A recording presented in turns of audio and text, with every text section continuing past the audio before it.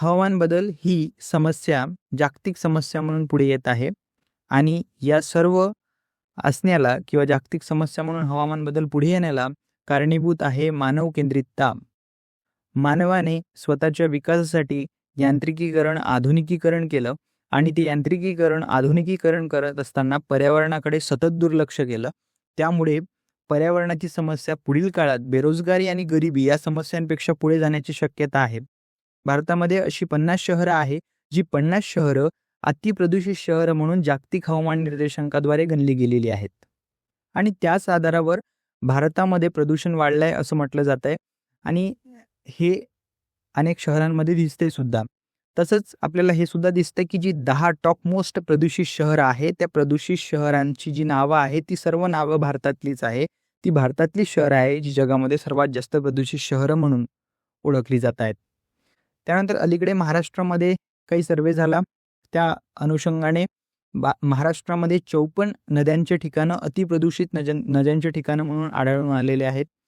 त्यानंतर जे वृक्षाच्छादन आहे ते सतत घटलेलं आहे, जंगलतोड होतीच आहे आणि त्यामुळे 2001 ते 2025 या कालावधीमध्ये एकूण वृक्षाच्छादन घटलेलं आहे. 2000 साली जेवढं वृक्षाच्छादन होतं त्याच्या 60% वृक्षाच्छादन म्हणजे ट्री कव्हर हे घटलेलं आहे. आणि हे सर्व होतंय ते म्हणजे शहरीकरणामुळे, औद्योगिकरणामुळे आणि यांत्रिकीकरणामुळे.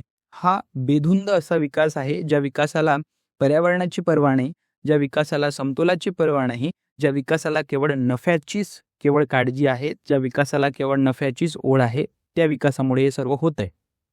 आपण जेव्हा पर्यावरण म्हणतो तेव्हा ह्या पर्यावरणाचं रक्षण आपल्या प्रत्येक व्यक्तीला करणं गरजेचं आहे. ते केवळ सरकारचं काम नाही आहे, ते काम प्रत्येक व्यक्तीचं आहे. परंतु जेव्हा पर्यावरणाचा हानीचा विचार केला जातो तेव्हा पर्यावरणाची हानी जर सर्वात जास्त कोणाकडून होत असेल तर ती मोठ्या मोठ्या कंपन्यांकडून, मोठ्या मोठ्या उद्योगांकडून, यांकडून ती पर्यावरणाची हानी मोठ्या प्रमाणात होते. परंतु त्याचे जे परिणाम आहे ते त्यांना भोगावे लागत नाही, तर त्याचे परिणाम हे सामान्य व्यक्तीला भोगावे लागतात. जसं आपण म्हणतो की भारतामध्ये सर्वात जास्त असा वर्ग आहे शेतकरी वर्ग आणि हा शेतकरी वर्ग काही श्रीमंत वर्ग नाही. भारतामध्ये शेतकरी वर्ग हा मध्यम वर्गाच्या अतिशय खालचा वर्ग आहे आणि त्यामुळे शेतीवरच हा वर्ग आधारलेला आहे. त्यामुळे शेती सुरळीत चालण्यासाठी हवामानाची साथ फार गरजेची आहे आणि जर हवामान बदल झाला, ऋतूंची स्थिती बदलली किंवा पावसाचं प्रमाण, त्यानंतर हिवाळ्यामध्ये, उन्हाळ्यामध्ये जर बदल झाले तर त्या बदलाचा सरळ परिणाम हा शेतीवर होत असतो. त्यामुळे जे अवकाळी पाऊस आहे, त्या अवकाळी पावसामुळे शेतीचं नुकसान होत आहे. हा सुद्धा हवामान बदलाचाच परिणाम आहे. आणि जी अतिशय जास्त उष्णतामानामुळे किंवा अतिशय जास्त पावसामुळे जे मृदेची धूप होतीये, हे सर्व जे घटक आहे हे सुद्धा पर्यावरण बदलामुळेच होत आहे किंवा हवामान बदलामुळेच हे सर्व होत आहे, हे आपल्याला दिसून येतं. म्हणजे एकंदरीत हवामान बदलाचा परिणाम हा सामान्य व्यक्तीला तिथे भोगावा लागणार आहे. आपल्याला हे माहिती आहे. आपण साधारणतः असं म्हणतो की जी एसी लाईफस्टाईल आहे ती साधारणतः सामान्य व्यक्ती जगत नाही. एसी लाईफस्टाईल ही श्रीमंत वर्ग जगतो आणि जेव्हा उष्णता वाढते, जेव्हा तापमान वाढते, तेव्हा एसीमध्ये बसणाऱ्या व्यक्तीला त्याचा जास्त त्रास होत नाही. परंतु जी लोक एसी अफोर्ड करू शकत नाही, एसी येऊ शकत नाही, त्यांना मात्र त्याचा जास्त त्रास होतो. त्यामुळे याची दुसरी बाजू अशी आहे की ज्या लोकांजवळ एअर कंडिशन्स असतात, एसी असतात, त्या लोकांमुळेच अतिशय जास्त उष्णता वाढवण्यामुळे हातभार लागतो. CFC हा वायू त्यामध्ये निघतो आणि CFCमुळे उष्णतेचं आणखी त्यामुळे उष्णता वाढते.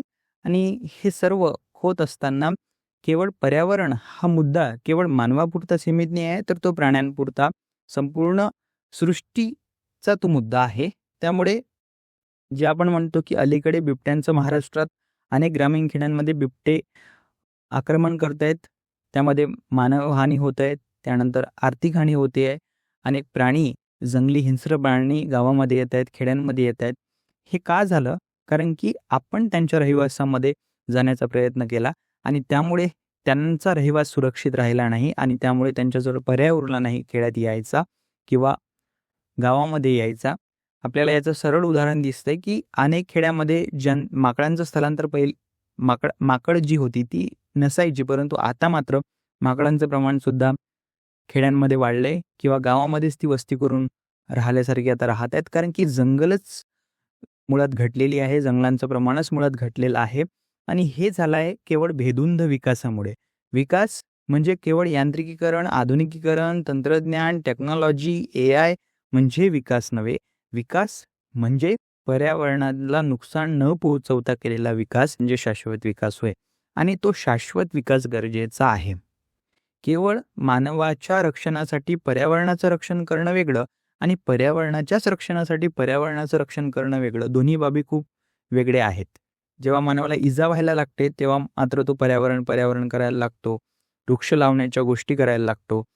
हा झालाय स्वार्थी दृष्टिकोन. हा झालाय स्वतःला इजा होतोय म्हणून पर्यावरणाला वाचवण्याचा दृष्टिकोन. हा दृष्टिकोन फारसा काही उपयोगी नाही. आपल्याला सतत पर्यावरण ही एक विशिष्ट अशी ठेव आहे म्हणून त्याकडे लक्ष द्यावं लागेल आणि त्या अनुषंगाने त्याचं रक्षण करावं लागेल. तेव्हाच एक शाश्वत असा आपला विकास होऊ शकेल. एका अशा समाजात आपण राहू शकू, एका अशा सृष्टीत आपण राहू शकू ज्यामध्ये सहअस्तित्व आहे, ज्यामध्ये सहचरण आहे. तर ही अशी सृष्टी निर्माण करण्यासाठी आपल्याला पर्यावरणाप्रतीचा दृष्टिकोन बदलावा लागेल. पर्यावरणाला भोगवादी दृष्टिकोनातून बघायला बंद करावं लागेल. पर्यावरण ही आपल्या उपयोगात आणायची केवळ वस्तू नाही आहे व त्याचा भोग घ्यायची ती वस्तू नाही आहे. तर पर्यावरणाचा यथोचित वापर करून, किमान जगण्यासाठी वापर करून त्याचं रक्षण करायचं आहे. हा दृष्टिकोन आपल्याला अंमलात आणावा लागेल आणि तोच दृष्टिकोन एकंदरीत संपूर्ण सृष्टीसाठी, मी येथे मानवजातीसाठी म्हणत नाहीये, तो संपूर्ण सृष्टीसाठी तेथे उपयोगी आहे. हा दृष्टिकोन प्रत्येकाला ठेवून तेथे चालावं लागणार आहे. धन्यवाद.